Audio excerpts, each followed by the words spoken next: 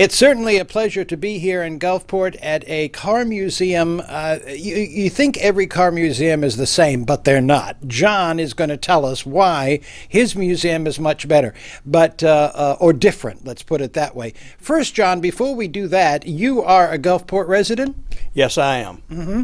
And when did you get the idea to do this museum? Well, I guess I got the idea to do this museum when I bought this building, and I had run out of space in my other museum, or my other building. It was quite small, and the cars were jammed in. I just didn't have enough room. When this building came available and we bought it, I first just put the cars in here and never had an idea to do the museum. And then as things progressed, just decided to, hey, this would make a great exhibit for people to come by and visit. Mm-hmm. And then after we did the gift shop, it became even more apparent that having an exhibit for people to come by and look kind of went hand in hand. I guess it's amazing that people like yourself that are car enthusiasts and purchase cars and fix them. I'm sure that a lot of the cars that you have needed work done on them. Yes, mostly of them I would buy would be junk or derelict cars, and I would buy them mainly because I could get them cheap. And then I didn't mind putting sweat equity into it. I've been doing that all my life, whether it's through boats, houses, cars. Did you always have one that you were working on, or were several being worked on? It seems like there were 2 or 3 of them at a time. You can never just work on one. Mm-hmm. And did you have a passion for a particular car model? I'm real partial to the muscle cars and sports cars. I would say if any of it, it's the sports cars that I do tend to like the most, and European sports cars at that. When you were growing up, did you always want to buy some but just couldn't afford it? So now you get to an age where you can? Well, most of the cars that you will see later are cars that I lusted after when I was a child or a young adult and could not afford. And just recently, things came about around since 1993 that I decided to pursue it a little harder. This building that we're in, I understand that it wasn't in this great a shape. No, this building was in terrible shape. It had been abandoned for about 10 or 12 years. It used to be a large commercial dry cleaning and laundry facilities for a gentleman that owned several nursing homes. And then he sold the nursing homes. This building was left derelict, abandoned for about 10 years. And then we purchased it. A friend of mine and I purchased the building, and I set about renovating it. It took me about 5 or 6 months just to clean it out. It had quite a bit of equipment. It had a lot of junk. It had a lot of bums living in here. And it was just a rundown building. The grounds looked terrible. The building itself was just horrible looking, but I've always been able to see the potential of anything.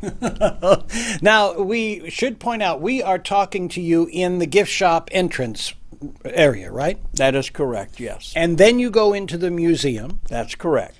And then behind the museum, you work on the cars. That's right. We have the shop back there. And all phases of work are going on in there. Yes, we do everything in-house except actually sew the upholstery, and we don't do machine work.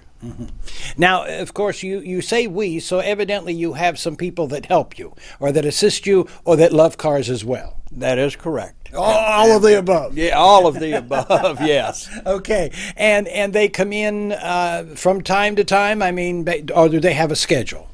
Nobody has a schedule other than me to be here and open up.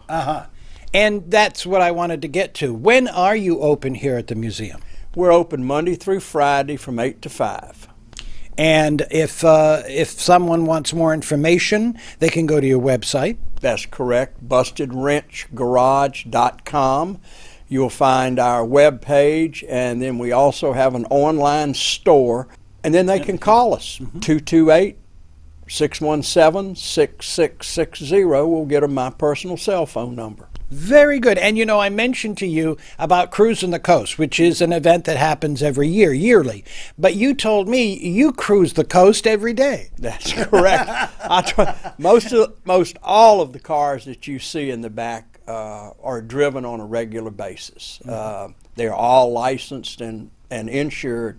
And I do drive them. I'll drive a car for a couple of days, and then I'll turn it in and get another one and drive it, whether it's a Porsche or a Jaguar or a Corvette or whatever. Wait a minute now. John, on the ceiling, I see motorcycles.